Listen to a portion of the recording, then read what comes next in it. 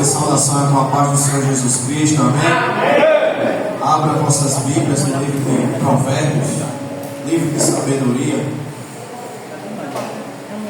Provérbios capítulo 13, aleluia. Provérbios capítulo 13. Louvado seja Deus. Vamos ver aqui o versículo 13. Quem foi encontrando, diga graças a Deus.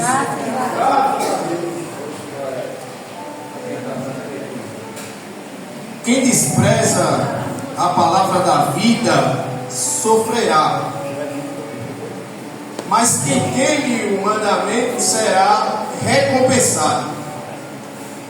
O ensino do sábio é uma fonte de vida para quem quer se desviar dos laços da morte.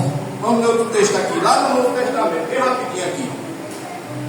Filipenses, capítulo 4, verso 8. Vou ler aqui para adiantar. Nos demais, meus irmãos, em tudo que é verdadeiro, em tudo que é honesto, em tudo que é justo, em tudo que é puro, em tudo que é amável, em tudo que é de boa fama, e se há alguma ação virtuosa, se há algum motivo de louvor, nisso pensai. E os que vos aprendeste, recebestes e ouvistes e vistes de mim, isso fazei, e a paz de Deus será convosco. Amém? Graças a Deus. Amados irmãos, queridos, nesta noite, graças a Deus, louvado seja Deus, nós vemos que o estímulo para nós cristãos, o estímulo para o homem, olha para cá, presta atenção, o estímulo para o homem que é alma vivente, nascido à imagem e semelhança de Adão, porque assim está escrito lá no Gênesis, está certo? Porque quando o homem pecou, ele perdeu a imagem e semelhança de Deus. Mas porém, o novo homem nascido de Deus, ele é nascido com a imagem e semelhança de Deus.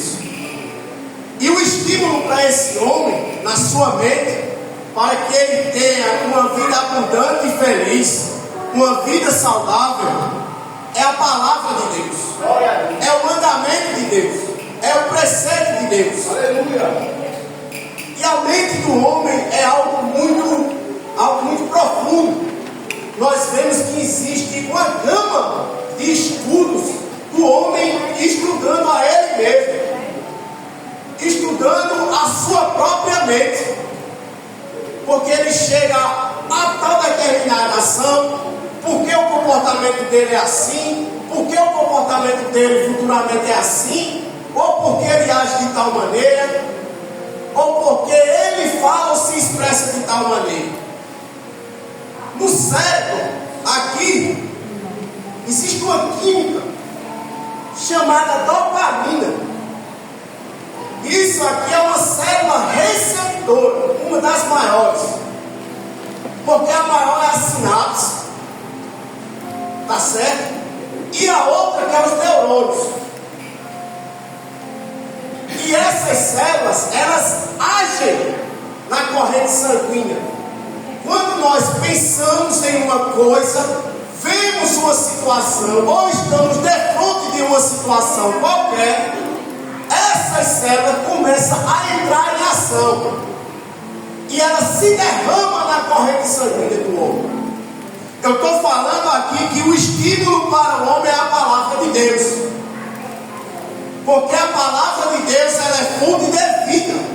Aquele que beber dessa água, nele se tornará o que? Jorrará uma fonte, que jorrará para a vida eterna. Ninguém falou tanto em entendimento, em mente ou em sabedoria como Salomão ou o apóstolo Paulo.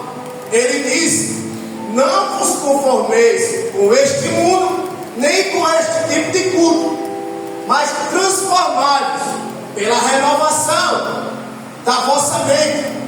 Ele, escrevendo a carta em Éfeso, ele diz: renovai-vos pela renovação do vosso entendimento. O apóstolo Pedro escreveu na sua epístola, capítulo 1, verso 13: Cingi-vos o vosso entendimento, porque sabemos que a palavra para entendimento no grego é nous, que significa todo entendimento, a capacidade de ter o entendimento de Deus. Mas esse entendimento que o apóstolo Pedro está falando aqui já é outra palavra, é algo muito mais profundo. Ele compara o entendimento do homem com o rim do homem, que filtra. Você pode ver que quando alguém vai fazer a hemodiálise, ele fica lá naquelas máquinas. E a máquina faz o processo de filtração. O que há de impureza, o que há de bactéria, o que há de qualquer coisa, essa máquina ela elimina. A mesma coisa é o rim do homem. Então Pedro, na sua sabedoria, ele compara o entendimento do homem com o rim. Cinja o seu entendimento, filtre o seu entendimento. E Paulo escreveu: não olheis para as coisas materiais, porque esta vos passa, mas olhais para as coisas espirituais que duram para sempre e eternamente. Louvado seja Deus. E o escritor aqui de Provérbios, ele diz justamente isso: aquele que desprezar a palavra da vida sofrerá. Por que é que o homem sofre? Por que é que a mulher sofre? Por que é que os planos que eles fazem não dão certo? Por que é que a sua jornada na vida não dá certo? Jesus disse que a candeia do corpo é os olhos, é a luz do corpo. Mais na frente Cristo diz que o que sai do homem é o que o seu coração está cheio. A boca fala do que o coração está cheio. O que é que nós estamos vendo? O que é que nós estamos esperando? O obreiro que caiu aqui falou da volta de Cristo. E sabemos que dia após dia, em constância, estamos desenvolvendo a nossa salvação, a nossa santidade, o nosso intelecto para com Cristo. Porque em 1 Coríntios capítulo 2, verso 16, escrito está: quem sondou a mente de Deus? Quem é que pode dar conselho ao Espírito de Deus? Mas nós, porém, temos a mente de Cristo, que significa a capacidade de discernir a vontade de Deus. Não só de compreender, mas de discernir a palavra de Deus. Porque no primeiro livro de Ezequiel, capítulo 1, o Espírito estava lá. E com eles lá estavam os serafins. E a Bíblia diz que para onde o Espírito ia, os serafins discerniam. E eles iam numa velocidade em forma de relâmpago. Tudo era adoração, tudo era no discernimento. E o Espírito não chegava para o serafim para dizer: eu vou para a esquerda, vem comigo. Eu vou para a direita, vem comigo. Eu vou para frente, vem comigo. Não, os serafins discerniam a vontade do Espírito e obedeciam. O escritor de Provérbios, ele escreveu aqui, Provérbios 20:30, que a luz dos olhos alegra o coração e a boa notícia fortalece os ossos. Os olhos, não se pode ter a cabeça dura para as coisas de Deus, porque a palavra de Deus ela tem que ser recebida com mansidão e acompanhada de fé. Nessa mesma passagem que o obreiro Micael leu, lá no último versículo, sabe o que está escrito?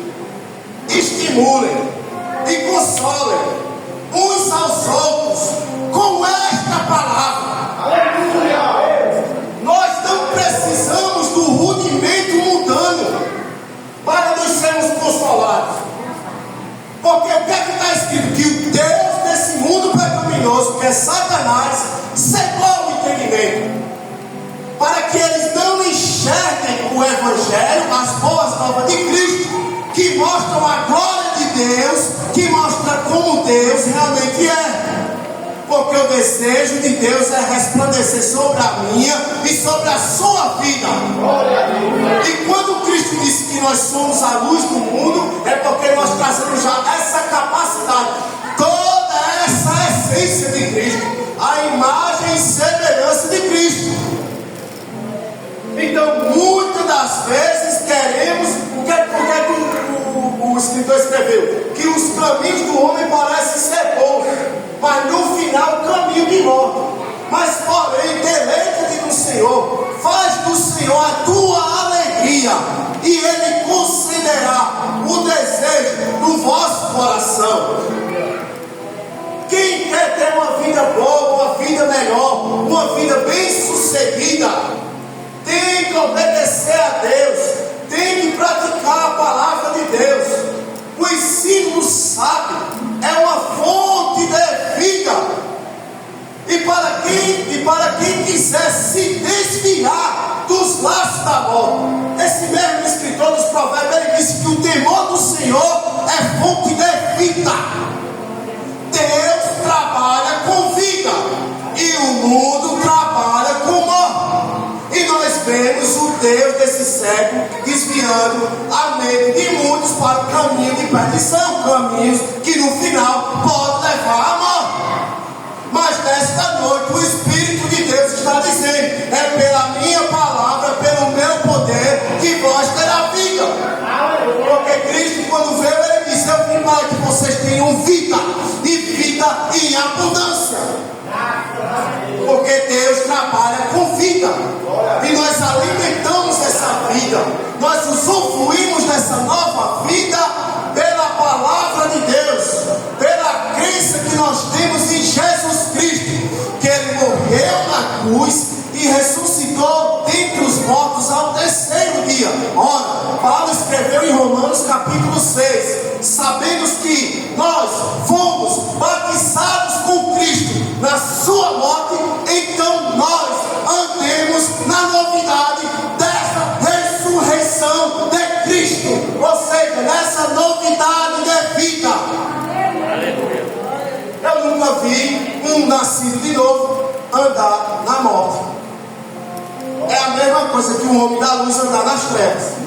Aquele que habita na luz, ele não pode ter as trevas habitando nele. Ele tem que ter o seu estímulo na palavra de Deus. Esta é a palavra de Deus nesta noite que Ele me concedeu, e que Deus nos abençoe em nome de Jesus. Diga graças a Deus.